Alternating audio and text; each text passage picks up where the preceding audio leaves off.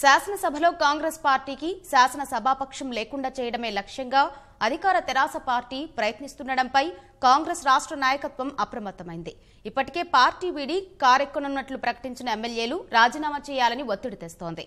ఇప్పటికే షోకాజ్ నోటీసులు జారీ చేయగా ఫిరాయింపులకు పాల్పడిన వారిపై అనర్హత వేటు వేయించేందుకు ఫిర్యాదు చేయాలని అత్యవసరంగా సమావేశమైన సీఎల్పీ నిర్ణయించింది.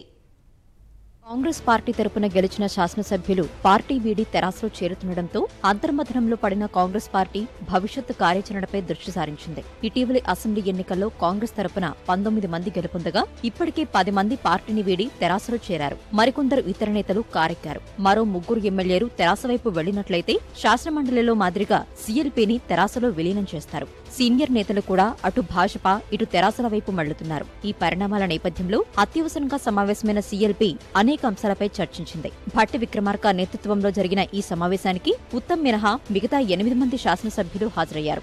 నేతల పార్టీ ఫిరాయింపులపై ప్రత్యేకంగా చర్చించిన సీఎల్పీ రాష్ట్రంలో రాహుల్ గాంధీ ప్రచారం సహా పార్లమెంట్ ఎన్నికల్లో అనుసరించాల్సిన వ్యూహాలపై సమాలోచనలు జరిపింది.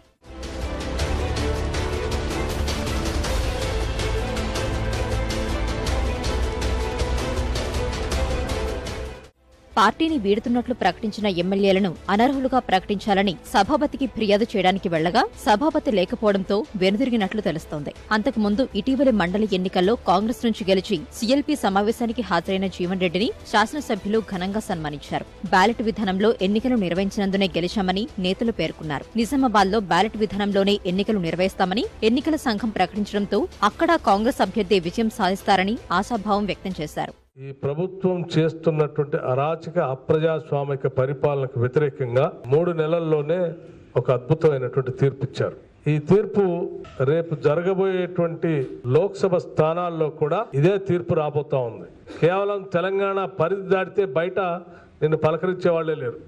నువ్వు ప్రధానమంత్రి అయ్యేదేమో కానీ కేవలం నువ్వు చేసినటువంటి అవినీతి కార్యకలాపాల పైన ఎవరు రేపు రాబోయేటువంటి కేంద్ర ప్రభుత్వం ఎంక్వైరీ చేయకుండా ఉండటం కోసం ఆ 16 మంది ఎంపీలతో భారతీయ జనతా పార్టీ దగ్గరకు వెళ్లి మోకరిల్లి రక్షించుకోవడం కోసం చేసేటువంటి ప్రక్రియలా కనిపిస్తుంది తప్ప నువ్వేదో ప్రధానమంత్రి అవుదామనో లేకపోతే ఫెడరల్ ఫ్రంట్ కి నాయకత్వం వహించడం కోసం చేస్తున్నటువంటి ప్రక్రియలాగా లేదు.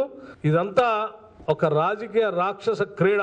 ఎంఐఎం, కేసీఆర్, బీజేపీ కలిసి ఆడుతున్న వింత నాటకం రాష్ట్ర ప్రజానికం తెలుసుకోవాల్సిన అవసరం ఉంది.